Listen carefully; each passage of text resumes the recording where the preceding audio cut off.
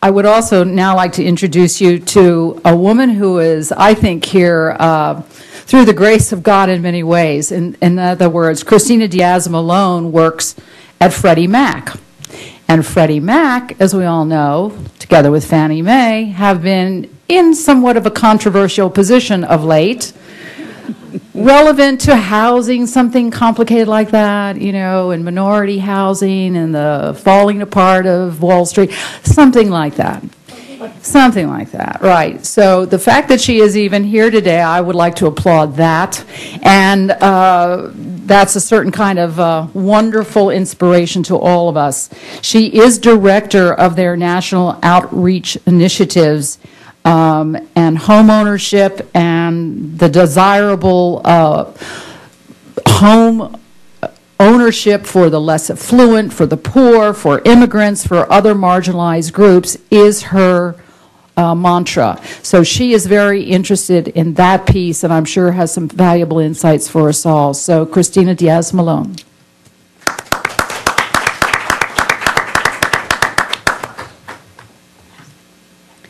I'm glad they didn't serve tomatoes for lunch with that introduction. But it's good that we get the truth out. Yesterday, the panel wanted to get together, and they wanted to go over the presentation and what was I going to talk about. Well, that's up to our regulator, because, of course, each time that we are out in the field, we have to get approval, and we have another boss before us. And so I said, well, I'm a member of MANA. I'm on the MANA board, and I'm being asked to speak on behalf of MANA.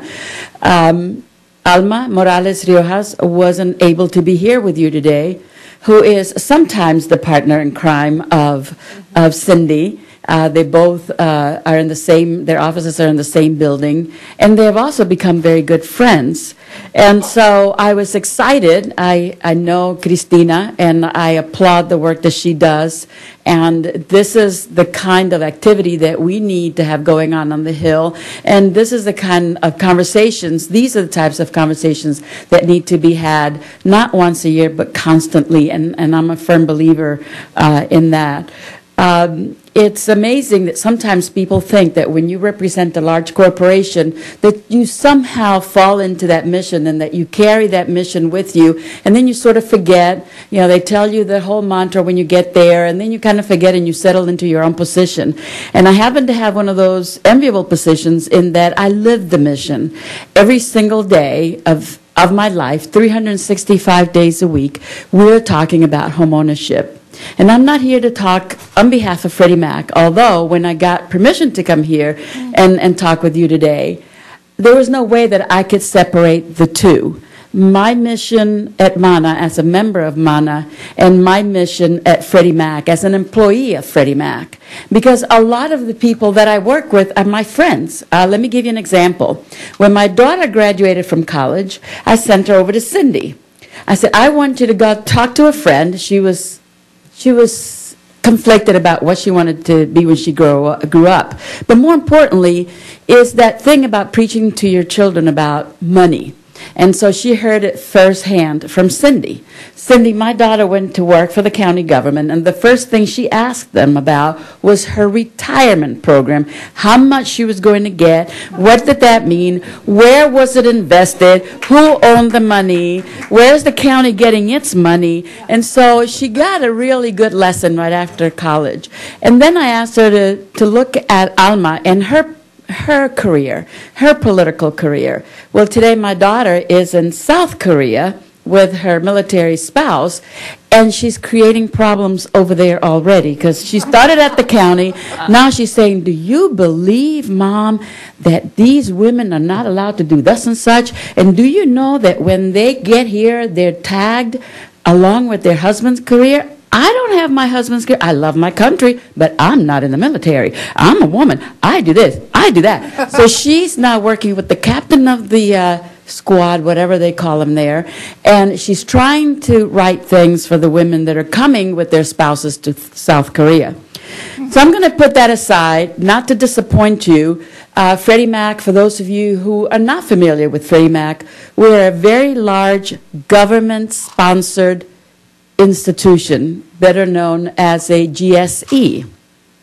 And what that means is while Fannie Mae and Freddie Mac are private corporations, they're sponsored by the government, and they have a mission that is imposed upon them by Congress. And that mission is to make homeownership available to middle-income Americans.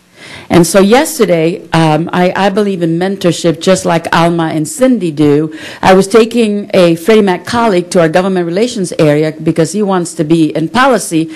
And he says, my friends ask me, why do I work at Freddie Mac? And his response is, have you looked at your interest rate on your mortgage loan? And I said, yeah, well, I got lucky. I got a 4% interest rate. Well, luck has nothing to do with the fact that you have a 4% interest rate on your mortgage, because the investors that invest in those securities are not relying on luck.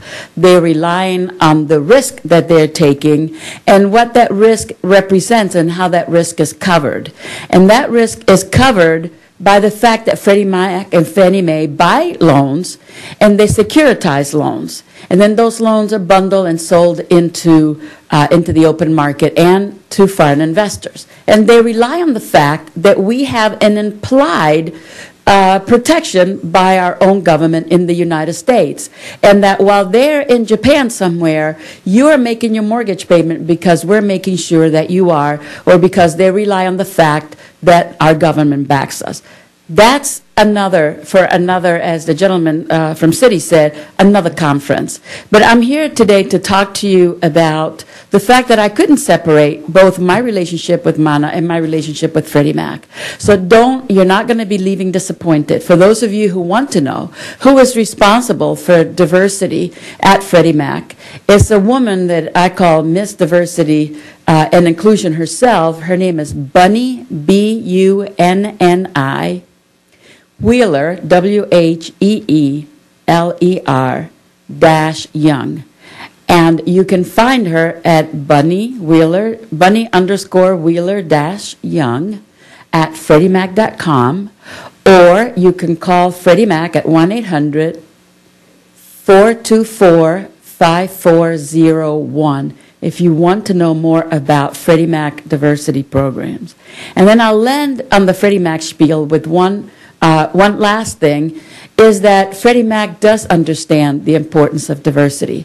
Our newest chairman, and by the way, we've had a good 3 or 4 in the last 2 years or so since this issue, I believe is probably a keeper, because he does understand that if Freddie Mac and Fannie Mae are going to survive this crisis, that if we're going to move to the 21st century, and we're going to become a different type of organization, just like many of you are going to become different types of organizations as a result of this economic crisis, that we need to be aware not only of where we are internally and how we do business internally, but how we do business outside of our corporations, outside of our country, anywhere else, and what diversity means in that regard. And so with that in mind, he announced last month to the entire employee group that we were undergoing a national search for a senior vice president of diversity that was going to be directly responsible to the CEO of Freddie Mac. As you know, more often than not, when companies hire a diversity officer, they end up reporting five rows down from the CEO. Well, his commitment is that he will report directly to him. And so some people ask, with all the problems that we're going through, is this a good time to be thinking about diversity? And do you know how much it costs to be diversity conscious, et cetera, et cetera? And his response was, there is no other choice. And so that is the paradigm under which Freddie Mac, as it relates to diversity, is going forward.